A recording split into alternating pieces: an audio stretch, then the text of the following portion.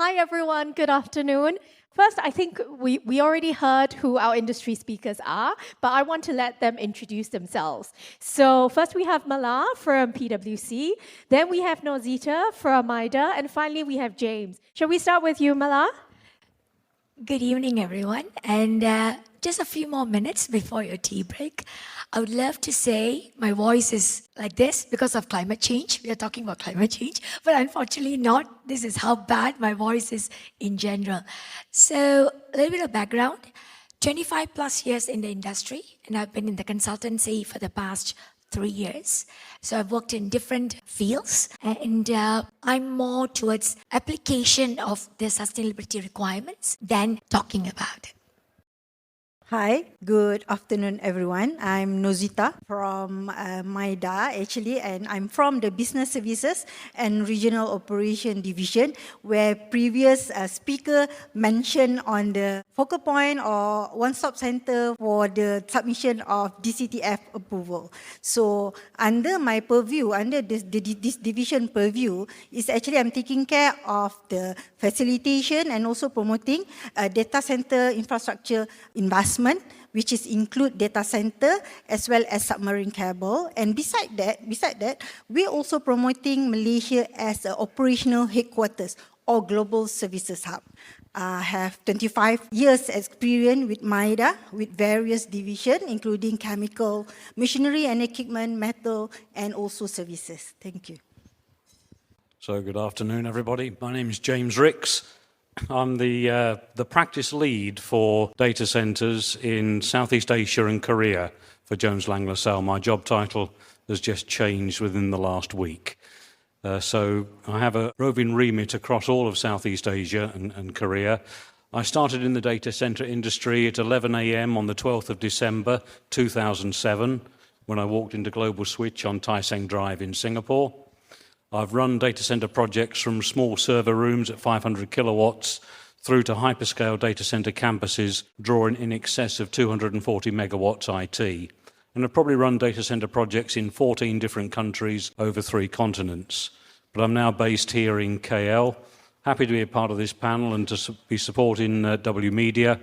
And I think there's some very interesting discussions that have gone on during the course of today and maybe some threads that we can pull together as part of this exciting closing panel. Thanks, James. And I think you're in a special spot today because you're the token male for the panel. So thank you for being a part of it. I forgot to introduce. Thank you for allowing me to be here. I forgot to introduce myself. So I am Jean Monson. I'm with a bank. I'm the head of infrastructure at MUFG Bank. We're a Japanese bank, and we finance energy and infrastructure all through Asia Pacific, including digital infrastructure. So something that's come up through the course of the day for me that's become clear is that data centers don't operate in a silo. It's not a case of you build a building, you stick it there and done. It's part of an ecosystem, and this ecosystem is under strain from the environment, power, water, to talent, to the supply chain. The second theme that I heard was explosive growth. The growth will not be constrained by the first factor, which is any limitations in supply side. And that demand will continue and that pressure will intensify over the years. So the question that we have is how we're going to balance this, both the growth, which is unstoppable, and to grow sustainably. But first, before we delve into the nuts and bolts, I just want to turn to you, Malar. Maybe you can summarize for us, give us an overview as to what are some of the challenges that data centers present towards sustainability. Thank you. Nice. That's a long one. Now, everyone says that the growth is non-stoppable because the usage is huge. Yes, but a growth that depletes the natural resources means we can't sustain the business.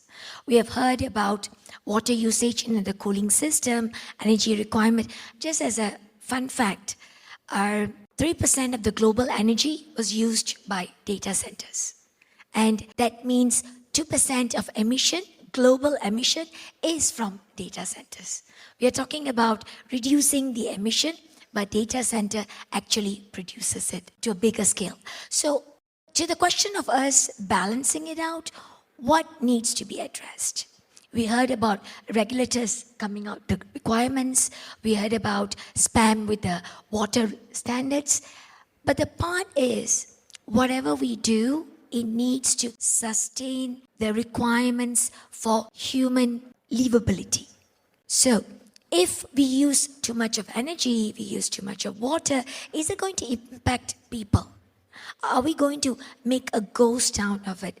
Growth can't be stopped, but what we are saying, energy, water, the usage of land. Are you using the land that can be used for plantation, can be used for food chain supply? That's going to be a question mark. And the fourth thing, is Malaysia prepared with correct infrastructures to deal with the waste? Every data center will have waste.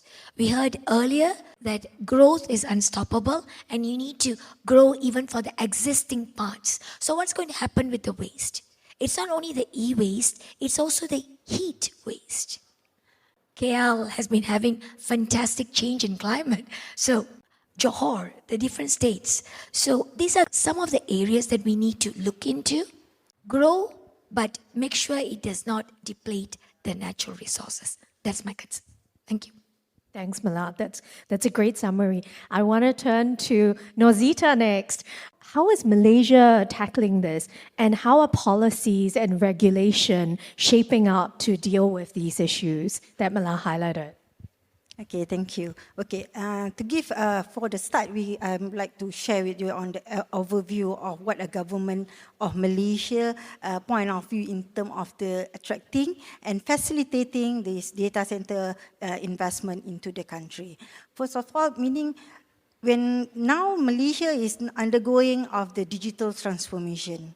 So data center is one of the key enabler in supporting this. But the government now in the direction to actually in supporting this investment, we are going to make it to use as a sustainable agenda as a key to the investment to the country. So with that, we have a plan and formulate policies, some sort of under the NETR, where we are targeting the 70% of our renewable energy usage by 2030, and as well as the net zero by the same years. And beside that, in supporting to that policy, under the NNIP 2030 as well as My Digital Blueprint, we also blend this target investment together with this sustainable agenda. So in 2024, MIDA, MITI, as well, with assistance of SIRIM, we come out with the guideline for sustainable data center development.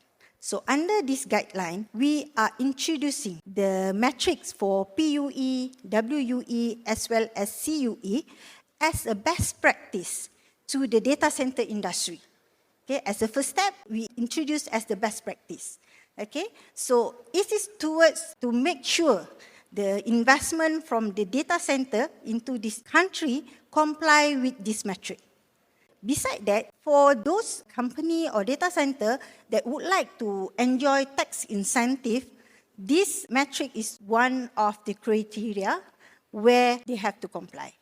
And besides that, under the DCTF approval, we strengthen this agenda, continue to strengthen this agenda. So, yes, in terms of the investment performance for data center in the country, Malaysia is still one of the focal point. So, starting from 2021 and June 2025, we recorded about 335 billion investment for digital economy, and out of that is 62% is from the data center investment. So we can see, and with the AI revolution, everything, this data center can't stop coming into the country. But we would like to make Malaysia not only for their location, but we want this data center investment in the country as a hub towards the sustainability. Thank you. James, you look like you have something to add. Oh, yes. There are several themes there that I really enjoy, and I really want to applaud MIDA for the Sustainable Data Center Framework, because it references proper international standards. And that is so important. You cannot manage what you do not measure. And you need to measure it the same as everybody else. Now, it references ISO EIC 30134, and that's a suite of standards that affect data centers in particular. In fact, with the PUE, power usage effectiveness, the standard shows you exactly where you need to measure. MIDA has set targets which are very reasonable in a tropical environment. You know, they could have taken the standards that are being used in Europe, and that would have been way too much for Malaysia at the moment. But it affects all data centers. And that's the interesting thing, not just new build hyperscale, but co-location enterprise from quite a small size upwards. And that's important that we use that and work with that and are able to third-party audit what has been put together.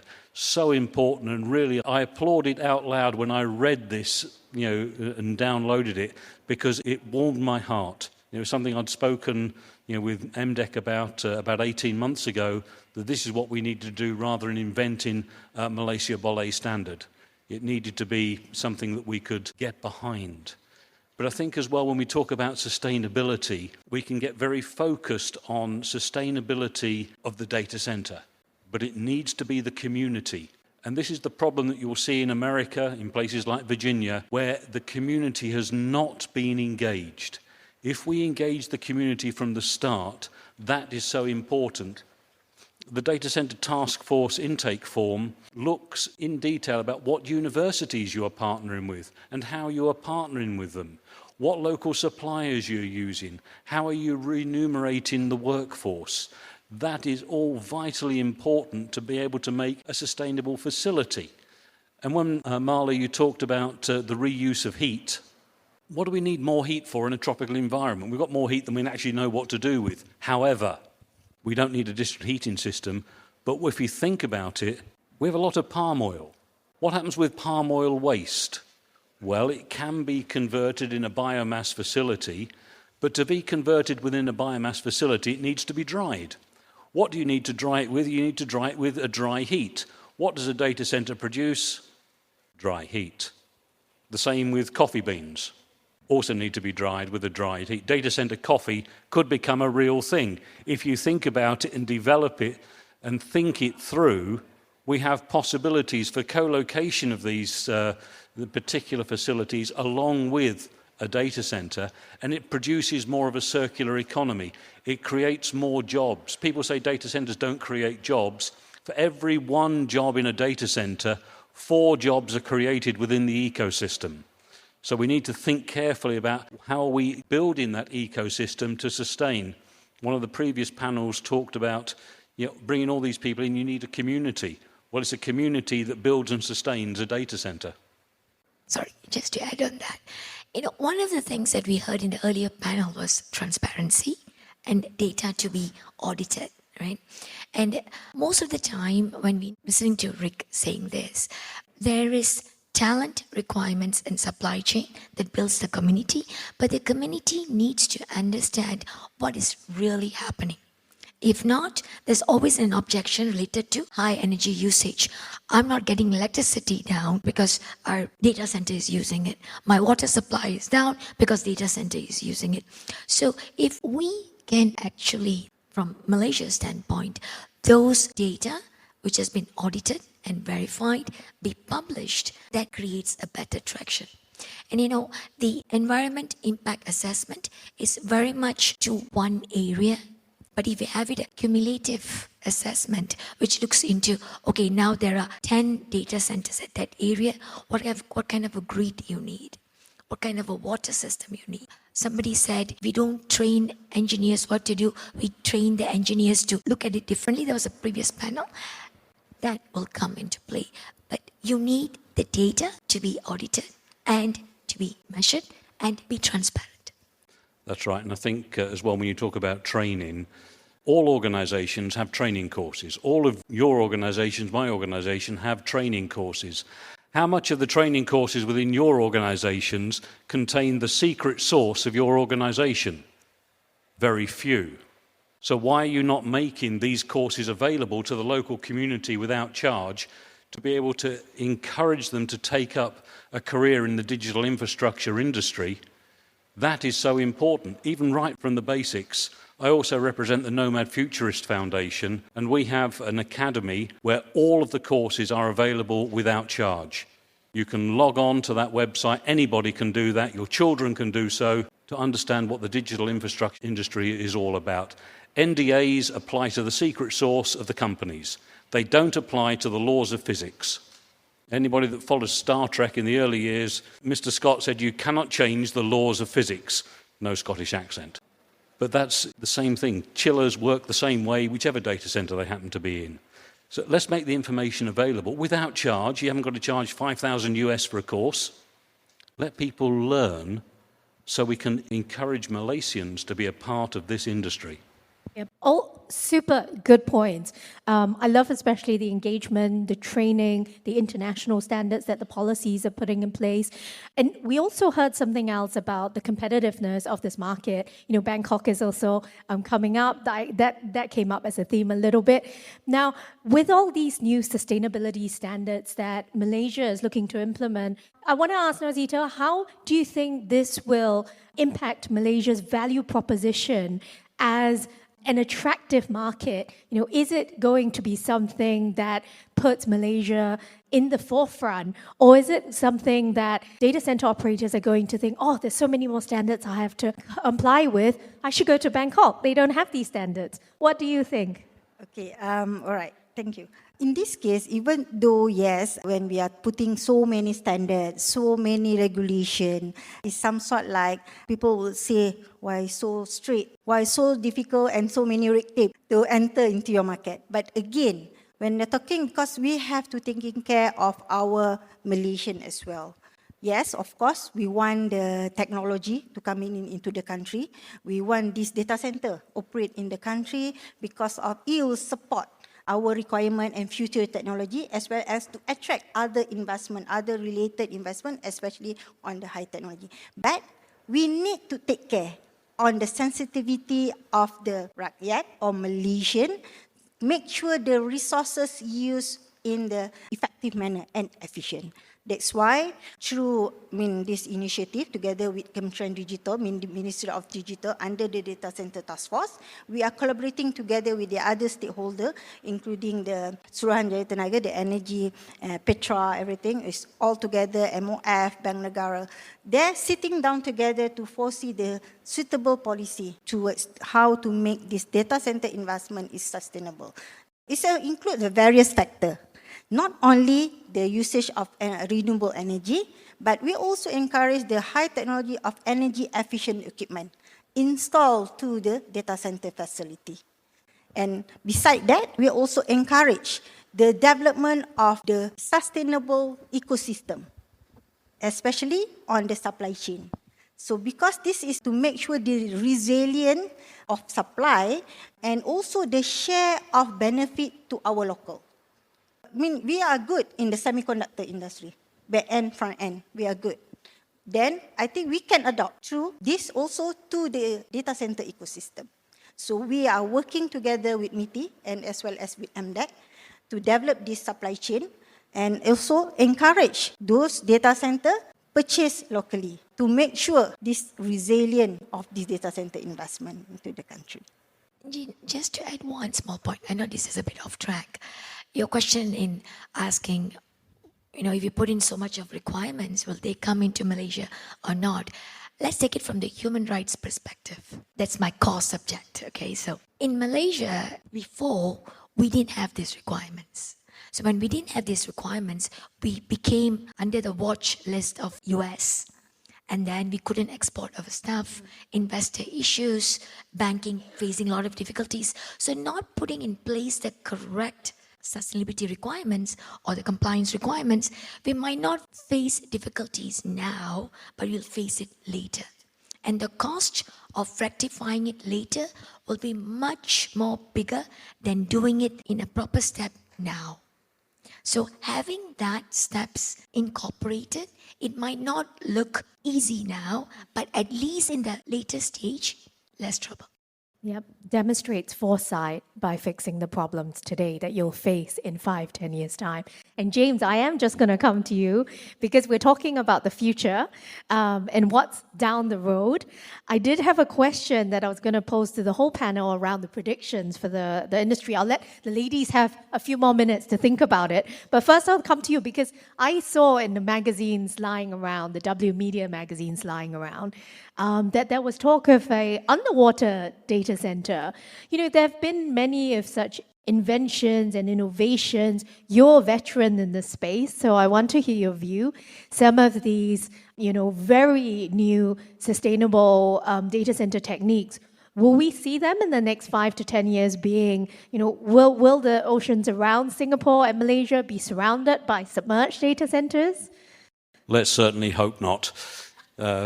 Underwater data centers, Microsoft's Project Natick off the Orkney Islands was a proof of concept. It was proved it could be done, however, there are several challenges with doing so.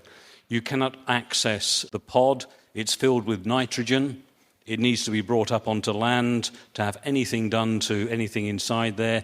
Even if it was an oxygen-based atmosphere, there was no portal for anybody to get into. It was just simply that. A proof of concept. They have now closed that project down. They have got the information they need from that. Places like China that are looking at having undersea data center parks, you need to think, well, it's cool in the data center, but that heat goes somewhere. It just doesn't magically disappear. So are you creating a different ecological environment at the outflow of that heat into the ocean? So that needs to be taken into account. As human beings, we're relatively stupid in implementing ideas. We think a bit about the quick gain, but we don't think about the on-cost of doing that later. 70 years ago, smoking was a great idea. And where has that come to? So the knock-on effect on the marine biodiversity is yet to be discovered. But what I do see is coming in the future are chips that are using photonics, chips that are based on graphene, all of which do not require the production of heat. And a graphene chip is microns thick. And by the use of things like that, you are able to decrease the size of what you have. And by not increasing the amount of heat, I was listening to a panel earlier and Stack Infrastructure talked about their air-cooled facility. Now, if you're not producing a vast amount of heat, the air-cooled facility is just the way to go. And something like graphene chips or photonics within there, sits within that wheelhouse very, very well. So I think what we will see in the future are technologies like that being used to great effect, and the actual facilities themselves, although they will continue, what is inside there will become more efficient and produce less heat. What do you need a 400 kilowatt rack for, sitting like a Malaysia beacon in the middle of a data hall? Great, thanks for that. One thing that I picked up through one of the panels earlier was looking forward into Malaysia's data center landscape. And, there's so many moving parts. Even in the panel earlier, someone talked about the fiber optics and how that is changing. And to the extent that there are developments in some of these fiber optic cables in future that would enable more data centers to be built all through Malaysia, not just in JB and not just in Cyberjaya, but also, with the Sarawak and hydro potential data centers there as well, for the renewable energy. So what do you see for Malaysia's data center industry for the next 5 to 10 years? How do you see that shaping up? Okay, for the next future, again, I can say that it will still continue to develop. So based on our data, the CAGR for the development of this data center is recorded about 22.38%. The CAGR of the data center growth into the country. So, and then we can see as well through the commitment of the energy from the Tenaga TNB. Actually, is about the capacity that they already locked for the data center is about 6.7 gigawatt. So moving forward, I believe the sustainable agenda is still remain is important, and we embrace of the new technology coming in. Like I said just now, the usage of the energy efficient equipment will helping a lot. Like James said just now, how liquid cooling helping, how the embedded chips with the cooling system. This is very, very important. And again, even we are not saying that we are selective in terms of investment, but this is to taking care of our country resources to make sure that we can use it with efficient manner. Thank you. Malar? I'm actually contemplating how to wrap it up.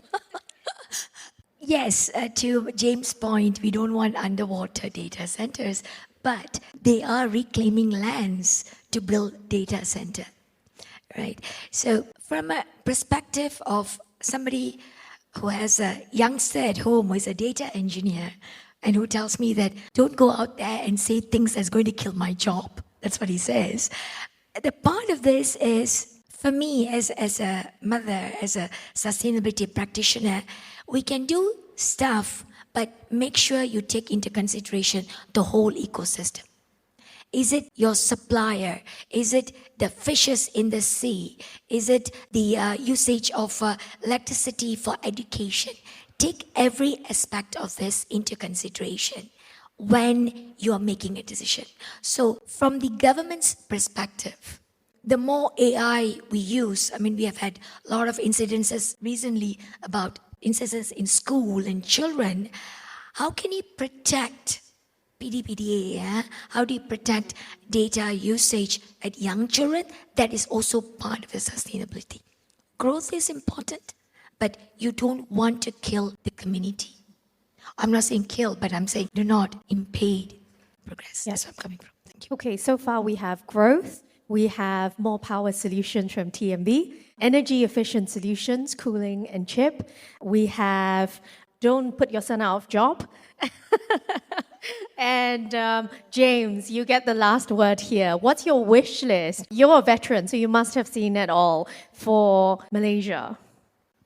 I don't know whether I've seen it all, but what I wish for Malaysia is more training available for all Malaysians to understand what the digital infrastructure is. It doesn't happen on the end user device. It happens within a data center. So more training for people to be able to understand, more universities to be able to offer courses around digital infrastructure. That fits in with the data center task force, requirements. And that will upskill Malaysians, it will upskill the Orang Asli community, it will upskill everybody across Malaysia to understand that the digital infrastructure industry is here to stay and they have a part in it. Thank you. And I see the red light flashing at us. So with that, we are out of time. But I want to thank all the panelists for their great insight and for closing today's session. So it's very clear that, Malaysia's data center industry will continue to grow. We have a number of great solutions here to ensure that it does so, sustainably and in a manner that brings in the people and the community in particular. So thank you so much.